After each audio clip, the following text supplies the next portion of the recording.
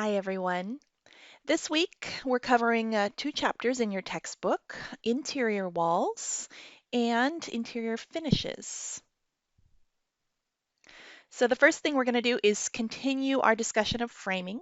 We've been talking about exterior walls and the overall structure of a house. Now let's focus in on some interior wall details.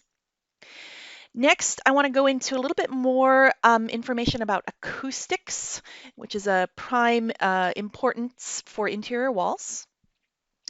And finally, end up with a discussion about interior finishes. Okay, so interior wall framing. The first thing to notice is that this wall looks pretty much like the walls that we've talked about already. It has a base plate, it's got wall studs, and it's got a top plate. And then on either side of this wall is going to be a wall finish, most likely a sheet of drywall. But here's a couple of key differences. And the first one is in the base plate or bottom plate. And if your interior wall is erected in place, and that means they didn't build it on the floor and tilt it up. Okay, so it's built in the vertical position.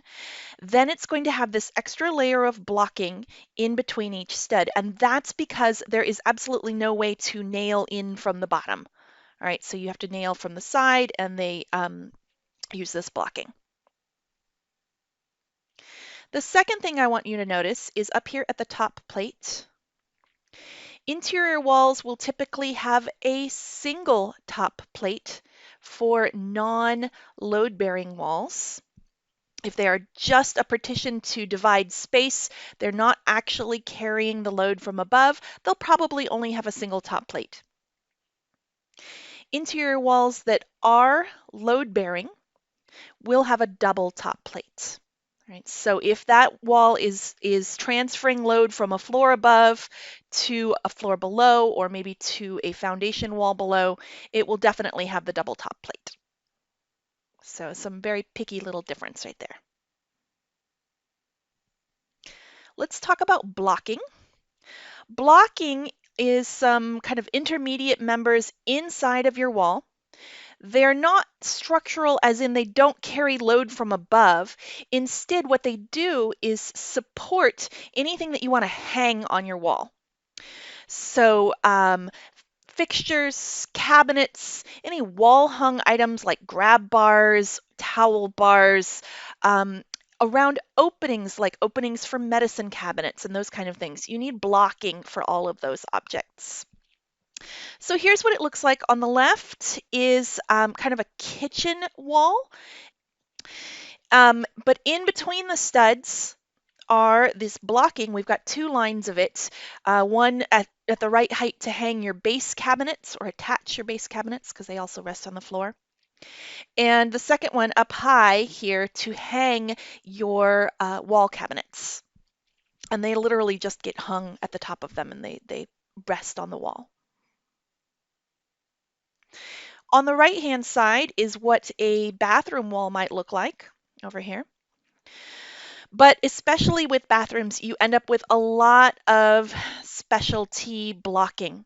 Okay, so here's blocking for a shower head.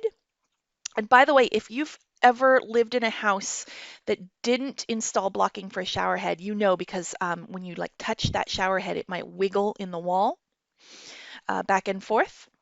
Maybe for a towel bar here. Here's blocking for a recessed medicine cabinet. Notice that it kind of interrupts the wall studs and therefore just very much like a window in an exterior wall, you kind of have to frame around it. Now, notice that this wasn't a load-bearing wall. All right, so we don't need a header across our recessed medicine cabinet opening. We're just blocking around it so that when you can install it in the wall and fasten it securely. Grab bars are an important safety item and they definitely need blocking. And good practice, especially when you're doing custom bathrooms, is to build in some blocking Even if your clients say, oh no, we don't want grab bars, we don't think we need them. You want to build in that blocking so that 5, 10, 15 years later, someone wants to install the grab bars, they can do so without tearing out all of your tile finish. All right, so put in the blocking beforehand. It's best practice. So for our last topic here in the interior wall framing section, let's talk about tubs specifically. On the left, you see a deck mounted tub. That means it's set into a deck that we build, and this is how we build it. It's basically a wall system, a very short little wall system right here, and the tub is sitting on it. And if you want that wall to have extra width, maybe be more like a bench to sit on, then you might build a double wall. You can see this right here. It's kind of a one wall that the tub is resting on, and then a second wall for that extra width. And right here for the tub surround. Many tubs, however, are alcove tubs in that they sit in an alcove or a niche in the wall. And so they might be installed like this. So we build our walls, kind of our three walls around. You've got a blocking in, like right here, you can see that all the way around. And you might have a front wall like this, or you might not. Many tubs are designed that they have an apron, and so you don't build that front wall. All right, then your tub is going to set into that alcove right there, this three-sided alcove, and really rest on those walls around. So let's take a closer look at how that tub is installed. On the left-hand side, we see a picture of kind of a cutaway view. So we're cutting through, looks like an acrylic tub, and it's right here, this white line right there. Okay. Here is the wall stud. On the far left over here is the drywall or the sheetrock for the opposite side of the wall. Maybe that's on the bedroom side or something. Okay, on this side, we have this piece of blocking right here. And so your tub is really going to rest. That's where the weight of the tub is resting on this edge blocking. Above the tub, see this gray piece is going to be a cement backer board. And then right here, we're seeing the tile finish. Looking a little bit closer to this, this is your tub flange. See how it goes down, and then we keep going that way.